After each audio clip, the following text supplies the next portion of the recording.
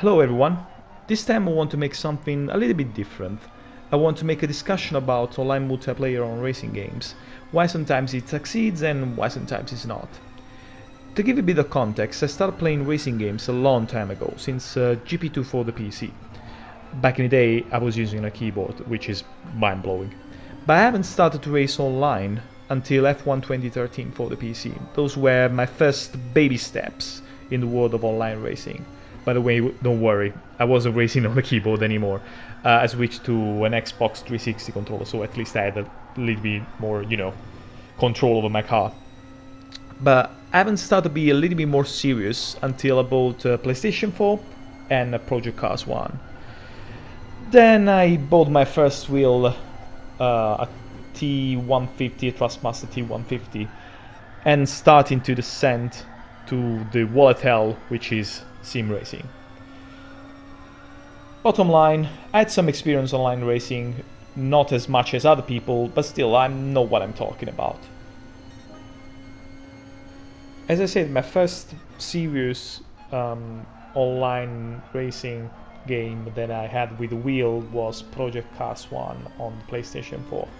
And it was quite good. I spent a lot of time racing there, was really quite exciting, but it kind of felt stale after a while. And that's because of a few reasons. The first reason is that the lobbies are stayed kind of the same.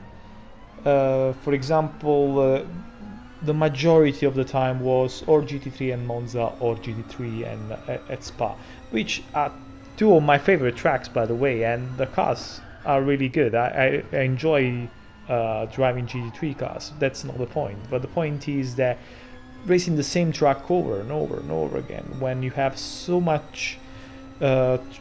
tracks to choose from, is kind of detrimental. It's kind of also insulting for the game itself, if you're thinking about it. All those cars, different cars, and different tracks, so you can only use one, two car of those and two tracks. It doesn't make sense at all. And on the other hand, if you try to create a lobby that is a little bit unique, like, I don't know, supercars or Formula C or, I don't know, some kind of weird caterhams or anything like that, all you could get is just 2-3 people racing there. I was also missing some, it was lacking a little bit of purpose. So you could only race online with other people, create lobbies, but nothing like you, unless you join a racing league. But I didn't want back then to have some sort of commitment to other human beings. Just want to be able to switch on the PlayStation and having some fun there. So it kind of was missing this sense of purpose. You're just racing for the sake of it, which is fine for a while, but then it gets boring.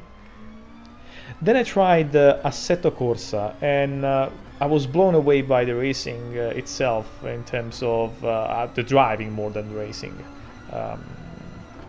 Driving cars in Assetto Corsa is a blast, and it's really entertaining. Really, you kind of feel every bump and everything that you do on the track. You can feel it, and it's exciting, and it's good. It's really good. But the online department is really inaccessible. I tried to just join some lobbies like I was doing on Project Cars, and unfortunately it was kind of impossible. All the full lobbies they had, and like full lobbies I mean 5, 6, 7 people at most, were locked behind the password. Okay, it was the decision of the lobby host, so it wasn't. I can't really blame the game itself for that. But on the other hand, I want to join a race casually. I mean, what could I possibly do? I can't do anything if you just allow people to block the other people to join public lobbies. After all, I mean, it's insane. Or at least if you want to avoid people getting into your lobby, make a private lobby. Why you need to make it public but then blocked by a password? It's stupid. I don't know why I did that. So I abandoned the online Assetto Corsa because that meant joining a league, even though I really liked that game, driving in that game. Then GtSport came out and it didn't disappoint. I never had a race with less than 10 people there, and that's because alongside the lobbies there's a restricted choice of 3 types of races to choose from. This in one hand restricts the freedom of the player, but on the other hand ensures that there's a bigger pot of players to choose from for each type of race. What this schedule also solves is the lack of variety. Those 3 types of races are not dictated by the players, but they are changing every week by the developers. So you have some sort of variety every now and then, even though some combo track a car may be repeating every once in a while, but it will not be as much as having just GT3 and Monza or GT3 Spa kind of lobbies. Thanks to that approach, I was able to learn to race on track that I never raced before because they weren't too popular to race on. One fine example is Bathurst. The lack of purpose is also solved by creating the FIA championships, which are organized by the developers themselves.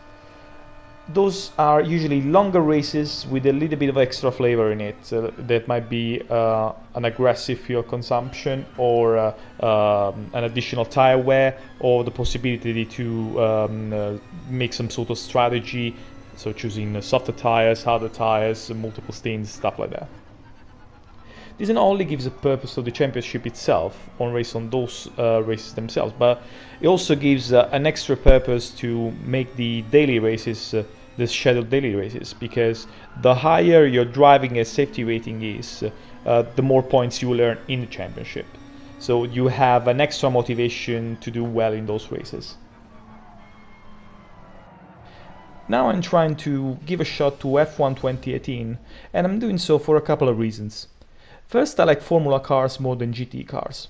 I also follow F1 quite a bit. I don't watch every race, but I'm aware of what's going on and I usually enjoy all types of F1 content. On the other hand, I already knew that the career mode was good enough to make the title worth it. So even if I wasn't satisfied with the online department, for me it was a win-win scenario anyway. I need to make this disclaimer though, those are my really first impressions of the online multiplayer. As I haven't played as much as GtSport or Project Cars 1, so I can have a definitive opinion right now, but I can still highlight some issues nonetheless. So what I did is to jump straight on the ranked lobbies to see what that is all about and how the multiplayer works, and to understand if I can play this game on a regular basis online. The first disappointment comes up when there's a decision to choose the track. Unfortunately, you can't choose directly which track you're gonna race, but you can just have a vote you can just give a vote and choose an option between 5 different tracks. Unfortunately, just the track that gets more votes gets chosen for the next race, which is a little bit unfortunate. I really want to race on a track that I'm confident to race with. But I was also thinking, okay, I'm not the only one in that lobby, so fair enough. At least there will be a practice session, right? Nope. Straight to one-shot qualifying. So if you fuck up once, you basically fuck up your qualifying, which is insane. You should give at least the opportunity to the people that are not choosing that track to getting used to the throttle inputs, to the braking points, and the track limits and everything on that track. Even on tracks that I know really well, if I do a race on that, I usually get 4 or 5 laps there just to understand, to getting used to the controls back again, because you always forget something. And you really want to be prepared for a race anyway. And it's insane that you basically don't have any opportunity for that. Even a normal qualifying session would have done. But nothing, just one-shot qualifying, sorry. This is also the bad side effect to decrease the quality of the racing, because pretty much not all the people have the same amount of practice and they have the same kind of understanding of the track. They will be most likely making dive bombs, misjudging braking points, and making collisions with the other cars because they don't have the same kind of understanding of the track. Another thing that I didn't like is the fact that when you join a rank lobby, you need to wait until the other race to finish before starting racing with the others. So you will be spectating the rest of the other race and doing nothing until the next race, which is already a little bit annoying when you do sprint races, but is manageable because you have just a couple of races to spectate most likely. But it becomes unbearable when you choose to do 25% races, because you will stand in there for 20 minutes on your couch watching others having fun.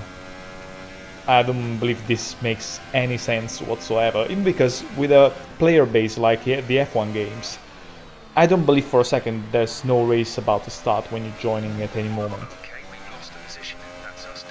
Despite all those issues, I will continue to give F1 2018 a try, because after all I believe that in the long run I will squeeze some good online races out of it, the more I level up or the more I increase my safety rating. And it's also good to switch from Gran Turismo from time to time. I only wish that the online was a little bit more polished, that's all. Last thing I want to point out is that so far I haven't had some sort of weird glitches during my online races. Perhaps I was just lucky, but looking at YouTube I thought the situation was way worse than it actually is. Again, I haven't played this game as much as other games, but my experience so far is that the online racing department was at least functional.